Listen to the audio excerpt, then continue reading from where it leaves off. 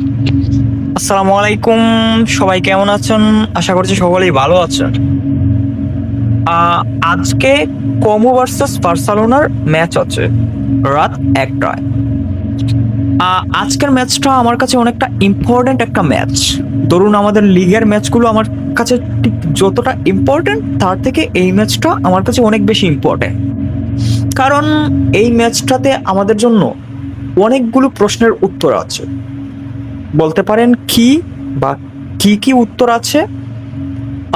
ফার্স্টেই যদি আমি বলি, তাহলে আমি বলবো যে ভার্সার ডিফেন্স লাইনের কথা।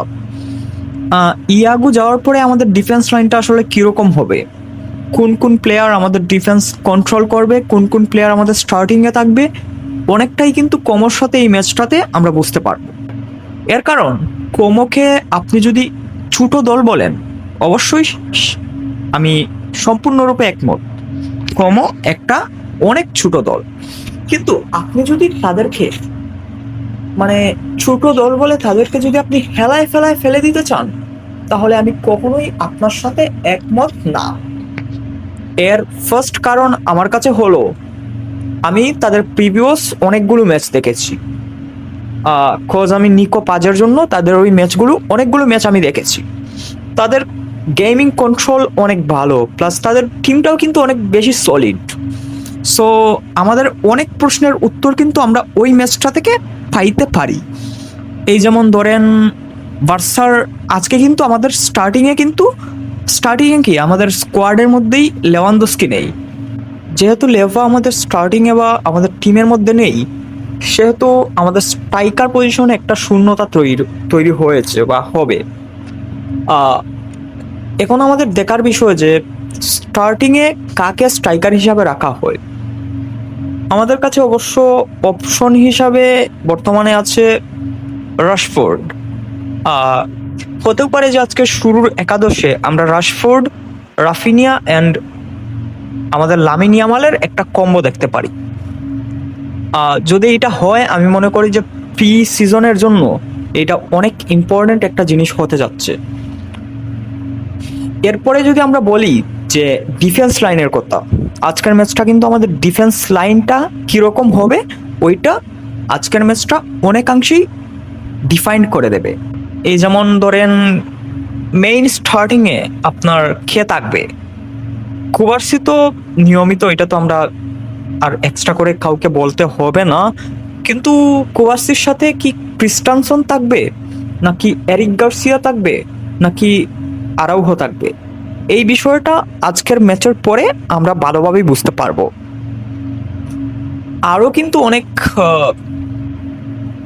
আরো অনেক কিছুই এই ম্যাচের পরে আমরা বুঝতে পারবো। এই যেমন ধরেন মিডফিল্ড কম্বো নিয়েও কিন্তু অনেক অনেক জল্পনা কল্পনা হচ্ছে। আমার কাছে কি মনে হচ্ছে যে আজকের ম্যাচে মিডফিল্ডে তো পেদ্রি, অবভিয়াসলি পেদ্রির সাথে আমরা হয়তো বা গাভিকে দেখতে পারি, অথবা আমরা পেদ্রি, গাভি অ্যান্ড অলমোর একটা কম্বো দেখতে পারি। নেক্সটে আমরা যদি আরো বলি, আমার কাছে আজকের ম্যাচের সব থেকে ইম্পর্টেন্ট যে বিষয়টা, ওইটা ডিফেন্স লাইন না। ডিফেন্স লাইন আমরা যে কোনোভাবে কন্ট্রোল করে নিতে পারবো, কিন্তু আমরা যদি অ্যাটাক লাইনের দিকে যাই, তাহলে আজকের ম্যাচটা আমাদের অ্যাটাকের জন্য অনেক ইম্পর্টেন্ট। কারণ রাশফোর্ড আসলেই কি স্ট্রাইকার পজিশনে ভালো করতে পারবে নাকি না, আজকের ম্যাচটা ওইটা অনেকাংশেই ডিফাইন করে দেবে। আমার কাছে মনে হচ্ছে যে স্ট্রাইকার পজিশনে রাশফোর্ড তার প্রাইমে ফিরে যাবে, এটা আমার কাছে মনে হচ্ছে। জাস্ট হতেও পারে রাশফোর্ড লেওয়ার জায়গায় স্টার্টিংয়ে থাকবে। লেভা obviously a good player, obviously he is a legend, but recent time আপনি লেওয়ার উপরে কিন্তু এতগুলো ম্যাচের দায়িত্ব আপনি লেওয়ার উপরে দিতে পারবেন না। কারণ আপনি একজন 37 বছর বয়সী একটা প্লেয়ারকে আপনি ঠিক কতটুকু ভরসা করতে পারবেন। এই জন্য আজকের ম্যাচটা হতে যাচ্ছে অ্যাটাক লাইনের জন্য অনেক ইম্পর্ট্যান্ট।